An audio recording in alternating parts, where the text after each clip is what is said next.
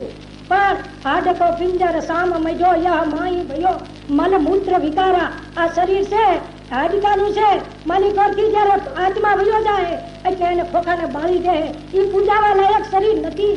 પૂજા કેની છે કે જે સત્યની પૂજા છે। પૂજા કોની છે? આદર્શની પૂજા છે। એક કરોડિયુંના હીરા માણેક અને જગ્યા હોય મુગજ પહેર્યો હોય અને કરોડિયુંના હીરા પહેર્યા હોય એને માણસ નમવા નહીં જાય પણ એક આવો